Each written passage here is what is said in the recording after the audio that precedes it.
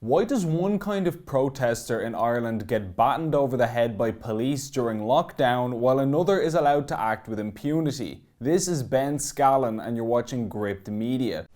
As we all know, Ireland is currently under a level 5 lockdown, which is the strictest level of lockdown possible under the current government plans. Throughout it all, we keep hearing from official sources about how quote-unquote non-essential travel and activities are forbidden and how no public gatherings of any kind are allowed.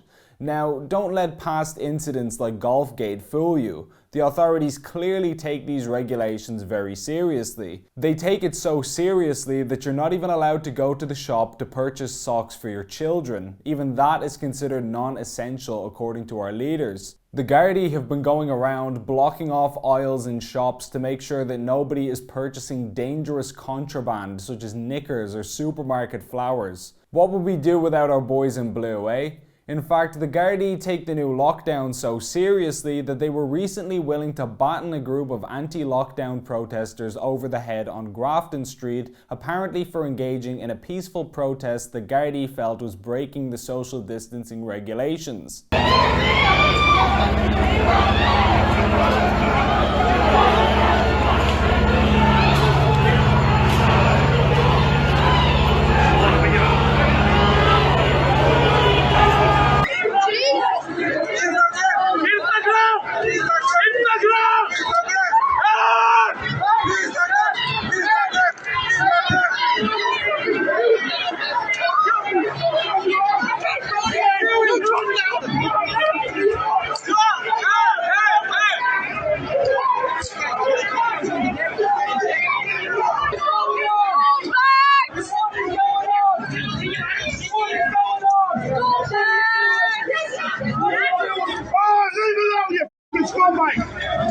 Excessive force!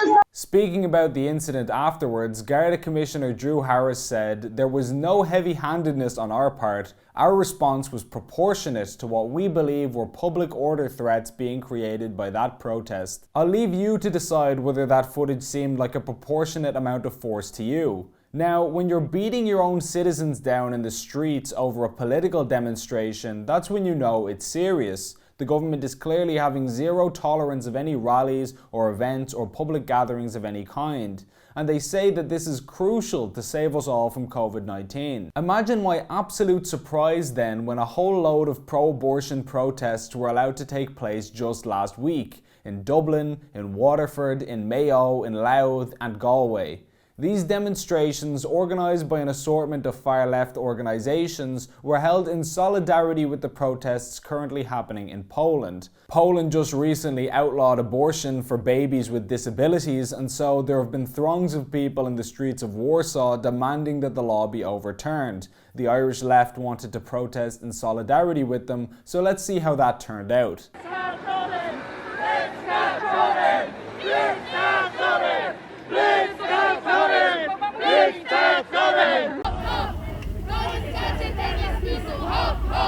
Just look at all that social distancing.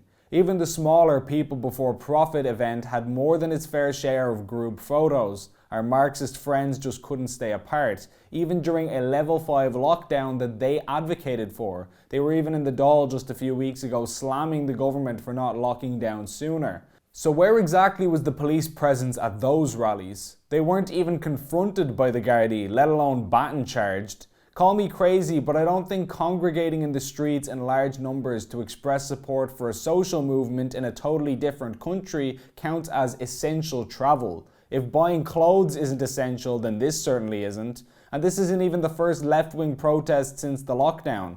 If you cast your mind back to June, you'll remember the Black Lives Matter march through Dublin featuring PBP's Breed Smith among others. Apparently, there weren't any consequences for that event either. So how exactly do the Irish authorities explain this picture? One group gets clubbed over the head and handcuffed for congregating in the streets during lockdown, and the other is allowed to operate freely.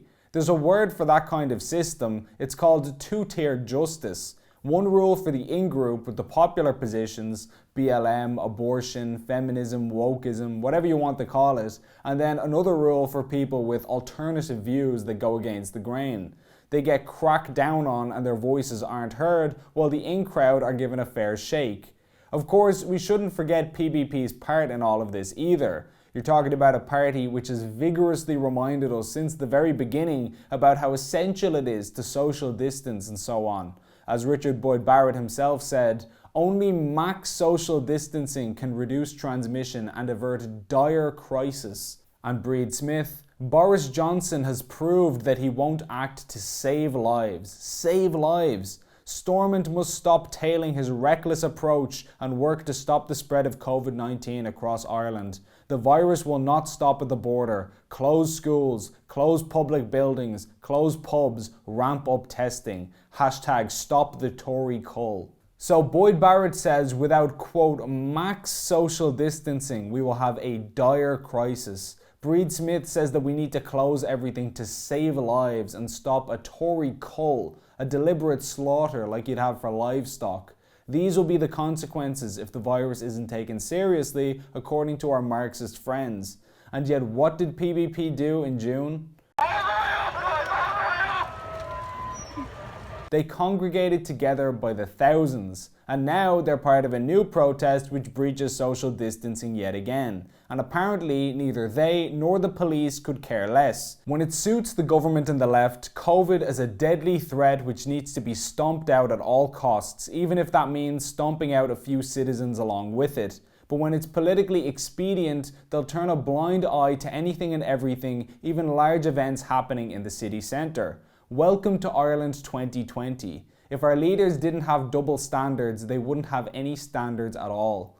Please like and share this video, and if you enjoyed it, please consider signing up for a monthly donation via the link on screen to help us produce more content like this. Alternative media like Gript needs all the assistance it can get, and every donation goes a long way. As always, thanks for watching.